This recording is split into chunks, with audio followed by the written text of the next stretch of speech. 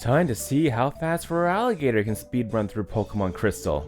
Competitively, Feraligatr is underwhelming. Feraligatr has an attack stat of 105. Unfortunately, since all water-type attacks are special moves in Generation 2, it can't make use of its attack stat with its stab typing. If you were going to run Feraligatr, you would most likely be running a mixed set. And since all stats can be maxed out in Generation 2, this wasn't the worst thing in the world. However, the main reason you won't see Feraligatr used seriously competitively is because most trainers would either be using Raikou or Zapdos, and with a speed stat of 78, it has a little chance of outrunning them. And even if by some chance you did, if they lived your Rock Slide or Earthquake, you'd most likely be one-shot by one of their electric attacks. But just because a Pokemon isn't great in the competitive scene, doesn't mean they'll suck in the main Pokemon story. So let's see just how fast the slowest Johto starter can become world champion.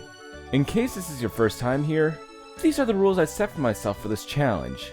Of course, the only Pokemon I will use in battle is Feraligatr. Any other Pokemon you may see in my party are only there for HM purposes. I won't be using items in battle, besides held, and besides modifying my starter, I won't be using any cheats or glitches. With that out of the way, let's begin. As per usual, the first 5 minutes is us heading out to Route 30 to grab the Pokemon egg for Professor Elm. Professor Oak is also there and gives us the Pokédex for some reason. We're not going to come anywhere close to completing it. We are told afterwards that someone stole one of the Pokemon at the lab, and to go back to New Barktown ASAP. On the way, we come across a little thief. I feel like I'm repeating myself, but sometimes you have to for newcomers. For all you returning viewers, I'm sure you can type out in the comments what I'm about to say before I even say it. Both of our Pokemon are essentially babies at this point, but thanks to our higher stats, we get the easy win here. It doesn't matter if we win or lose this match, but the experience points is always welcome. We give the officer the thief's name and Elm the egg. After telling our mom that we don't need her to hold on to our money, she'll just spend it all willy-nilly and call us every time to apologize, we head out and begin our challenge. This part of the game is always a breeze. We do have a fully evolved Pokemon, while our opponents are working with level 3 Pidgeys and Rattatas. You'd think to give some of these trainers some Johto Pokemon to, show off some of the new Pokemon, but I digress. Speaking of trainers with no Johto Pokemon, we quickly make it to our first gym battle against Falkner. The only issue with this battle is Mud Slap. If we don't one-shot his birds, Pidgey will use said move, and it's a coin flip whether Pidgeotto will use that or Gus. If we're hit with Mud Slap, that will lower accuracy. Mud Slap isn't the hardest hitting move in the game, but its power output doesn't matter if we can't hit our opponent. As long as we don't miss too often, we can get the win with little issues. We don't have to battle too many trainers as we make our way to Azalea. The ones we do have to face off again are all one-shot thanks to our typing. This was especially true in Union Cave, where most of the trainers have either fire or rock types. Once we're in Azalea, we head to Slowpoke Well, where we see Kurt doing his best Peter Parker impression. The rocket grunts we face off against don't have a chance. Water Gun or Mud Slap makes quick work of their Pokemon. That brings us to our second gym battle against Bugsy. There are a few things that could work against us in this battle. Firstly, getting our speed lowered via String Shot. Our speed is mediocre at best. One or two of those, we will be outsped by Scyther. We could also get poisoned by Kakuna. Poison Sting isn't a very powerful move, but the chip damage could be problematic when Scyther starts to spam Fury Cutter. As previously mentioned in my last 2 playthroughs, Fury Cutter starts off weak, but gets stronger with each consecutive hit. By attack 3 or 4, it's going to start dealing major damage. Right now, our moveset isn't the strongest out there. Makes sense, we're only at Gym 2. But we also don't have the type advantage. Water Gun is a 3 or 4 hit KO on Bugsy's Pokemon without a crit. Our defense, thankfully, is pretty solid at a base 100, so we can take a few hits. As long as those couple of things I mentioned do not happen, we can get the win. Barely. Playtime, 34 minutes. After we healed up, we have our second battle against our thieving rival. Ghastly is not a problem. He falls to a couple of Mud Slaps. At this point, I have nothing for Bayleaf. All I can hope for is that Scratch crits, as Bailey resists my other moves. But then we run the risk of getting poisoned. and Razor Leaf has a high crit rate. Our special defense is nowhere near as good as our physical. If that crits, we're gonna feel it. We are not in a good way when Zubat comes out. We are poisoned and in the red. If water guns take it out, we're in trouble. Sadly it doesn't, and we get the poison damage. Then Zubat uses Bite. How do we live on 1 health? Wow. We take out Zubat with one more water gun, and the no rematch streak continues. I'm definitely gonna have to upgrade my moveset going forward. In Helix Forest, I can do just that. Like with the other two, I speak to this green-haired guy and grab the TM for Headbutt. A solid normal move with base power 75 and a 20% chance to flinch. No more scratching here. Then I make my way to the Goldenrod Mall and get the TM for Ice Punch. The last move I grab is Dig, which I get in National Park. But we're gonna wait to learn that one until after Whitney. You'll see why in a minute. I have to head out to Route 35 to speak to this girl so we can get the squirt bottle. But to obtain that, we need to defeat Whitney first. We see right away how useful Headbutt can be, as it flinches Clefairy, giving us the easy KO. I was more shocked that Miltank outsped us, although in hindsight I probably shouldn't have been. I was hoping for more flinches, but now I need to change my strategy. The reason I kept Mud Slap was slower accuracy in case something like this did happen. Like with Fury Cutter, Rollout gets more powerful with every hit, but if it misses, the chain resets. After a couple of Mud Slaps, Rollout misses. If that one had landed, I probably would have been knocked out. After said miss, I knock out Miltank with a crit Ice Punch. Still haven't had to rematch a gym battle yet. Now we can grab the squirt bottle and continue our way to Eckerteak. I battle Kimono 5 to grab the TM for Surf, which I teach the Feraligatr, giving out Water Gun. With my new moveset and my recently learnt Dig, my rival who gave us problems in the last encounter is now non-factor. Dig makes quick work of Haunter and Magnemite, and Ice Punch handles Bayleaf and Zubat. That brings us to Morty. My plan here was to spam Dig.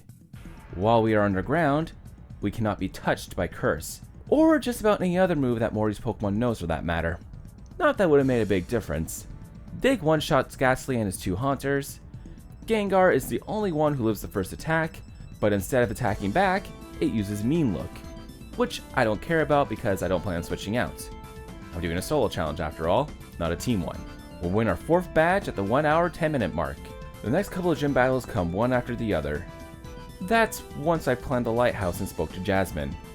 She'll ask if I can head to Cinnawood to grab the special medicine from the pharmacy for the sick Ampharos. Once I grab the medicine, I head over to the gym and challenge Chuck. My plan here was to hit as hard as possible. While we don't have any true weaknesses to the gym leaders in Johto, we are also neutral to them as well. I don't have any moves that hit either Chuck's Pokemon for super effective damage. Surf 2-shots Primate, and Headbutt's a 3-hit KO on Poliwrath. It's a good thing I got 2 flinches in a row. The only move it knows that can hit as hard is Dynamic Punch. While it doesn't have the greatest accuracy at 50%, it can bypass the check with Mind Reader. But I didn't have to worry about that, as this was a clean sweep. Once we climb the lighthouse once more to get the medicine to Jasmine, we can challenge her for a 6th badge. Magnemite is quad weak to ground, making for an easy knockout on both of them via Dig. Steelix doesn't fare any better, falling to a single Surf. It may be bulky, but special defense isn't that great. We now have 6 badges with a time of 90 minutes. I'm just going to give you the abridged version of what happened with Team Rocket in Mahogany Town. All these grunts don't come anywhere close to my level, and they mostly pack poison-type Pokemon.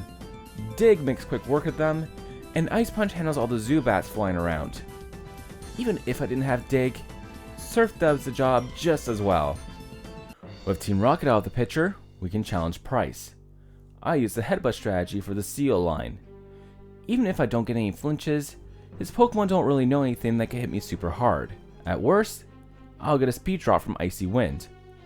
Piloswine is one-shot by Surf, and that's how I got badge 7. We are back in Goldenrod where more Rocket stuff happens. Again, this part of the game isn't worth talking about for similar reasons I mentioned during the raid in Mahogany Town. The rival battle was also an easy one. Thanks to having the right combination of moves, most of his Pokemon went down in 1 or 2 attacks. It's amazing how a moveset can make at one point the most difficult battle in the game I've had so far to one of the easiest. Now, I could give you a play-by-play of what you're watching on screen, as I know some of you put this on in the background while you do other things. But there are only so many ways I can say, then I use Ice Punch in the dozens of matches I make you watch. If you do want me to start doing that though, let me know in the comments. Time to grab our last badge. Our final opponent for this challenge is Claire. Her 3 Dragonairs all get one-shot via Ice Punch. Kingdra is neutral to Ice thanks to his water typing, so I go for Headbutt and hope it flinches. The first one doesn't and we get hit with Dragon Breath. The second one doesn't either and we get crit Hyper Beam. We live it, thank Arceus, as one more Headbutt takes out Kingdra. We are then forced to take a pop quiz. That we easily pass and grab our 8th badge. The only thing that stood in my way between me and the Elite Four was my rival. Like our last 2 encounters, he proved to be no challenge at all at our current level and moveset. It was at this time I switched out Dig for Earthquake. Once I deposited all my HM users and stocked up on full restores, I make my way to the first member of the Elite Four, Will. At first, I was a bit nervous with this one as I didn't have a direct answer for all his Pokemon, but then I realized he didn't have much for me either. Ice Plus one-shots his 2 Xatus and Exeggutor. That last one shocked me a bit, not gonna lie. Headbutt one-shots Jinx, and Slowbro took 3 headbutts to take down. Slowbro did get some damage in with Psychic, but it was less than I thought it would deal. Up next is Koga. Surf is a one-shot on Ariados. Venomoth and Fortress both fall to 2 Surf attacks. The reason I'm using Surf and not Earthquake is because Bug resists ground type attacks, and Fortress's special defense is lower than its physical. It helped that Supersonic from Venomoth missed us, and Fortress only used Spikes. Earthquake is a one-shot on Muck. Crobat did give me some issues thanks to it using Double Team. After some misses and Koga popping a full restore, I was eventually able to take it out with a combination of Headbutt and Ice Punch. That brings us to Bruno. Hitmontop lives Surf and goes for Dig. I use Earthquake while it's underground to take it out. Hitmonchan is 2-shot by Surf. I was afraid of paralysis from Thunder Punch, which thankfully didn't happen. Hitmonlee is also 2-shot, having no answer for me.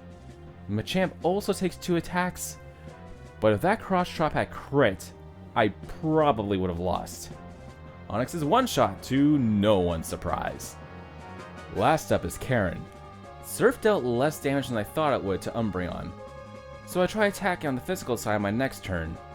Sadly, I was blinded with Sand Attack, causing a few misses. I do eventually land the 2 headbutts I need to take it out.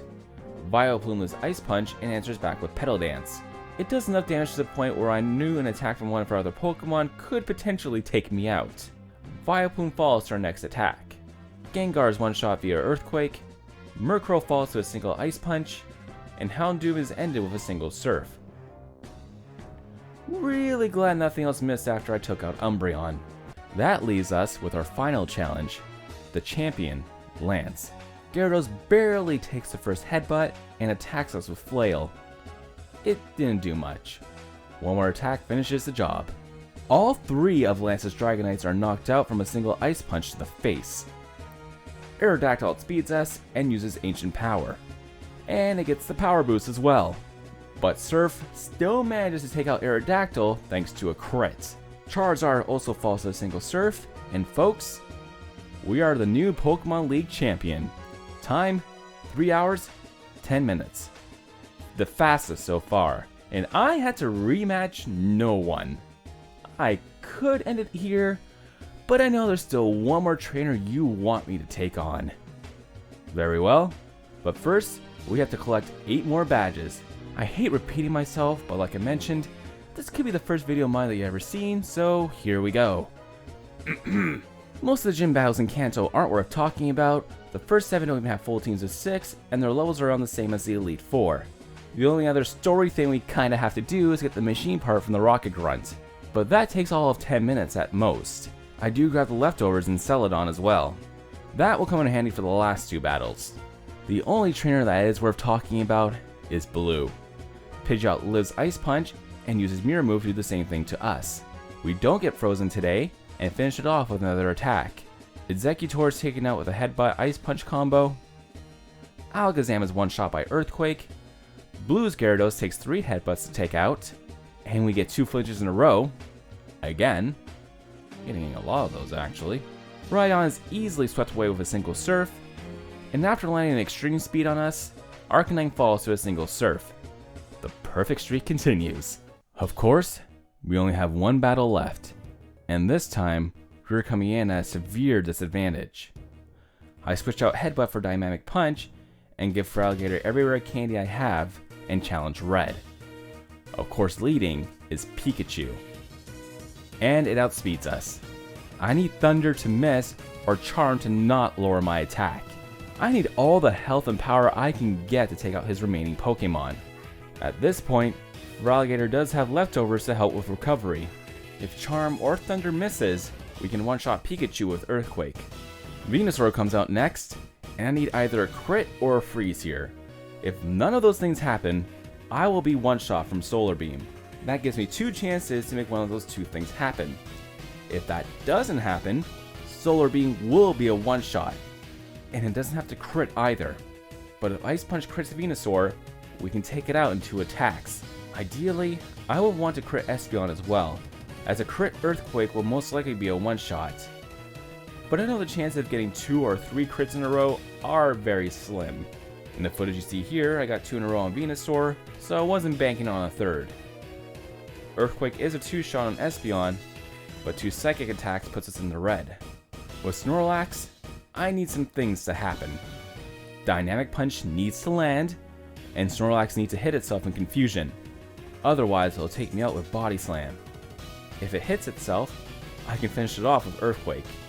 Much like with Snorlax, I also need Dynamic Punch to hit and confuse Blastoise. If it hits itself, that'll give me the chance to recover some HP where I can take at least 1 attack. Here I get lucky, as Blastoise hits itself twice. After 2 Earthquakes, Blastoise goes down. That just leaves Charizard. No surprises here, it outspeeds us and uses Flamethrower, not dealing much damage. We counter with Surf, but Charizard just hangs on. It uses Flamethrower again, which we just managed to take. A second Surf finishes the battle, meaning I just beat Pokemon Crystal only using Feraligatr. Time, 4 hours, 14 minutes. By far the fastest, but it came at a cost. My perfect streak was beaten by Red. Most of my wipes came from either Venusaur or Snorlax. That being said, this was still by far the easiest starter run in Johto. Thanks to its water typing, it doesn't have many weaknesses, and by the time we come across them, we have the moves to deal with it. I always find it really hard to talk about these easier challenges, as there really isn't that much to say other than I hit this Pokemon and 1 or 2 shot them. With some of the harder challenges, I can at least explain the strategy I used going into this battle, but here I just hit them really hard. Not a lot of strategy involved, honestly, for the most part. The only question I ask now is, do I try this with the Kanto starters, or do I move on to the Hoenn region? Let me know your thoughts in the comments. If you enjoyed the video, please hit that like button, as it does help me out, and it doesn't cost you a penny, besides your internet bill. While you're down there, hit that subscribe button and get notified when I go live or upload a new video. Links to my social media and Patreon are in the description, and with all that being said, it's time to put the Game Boy down. But don't you worry, I will see you all very soon. Bye.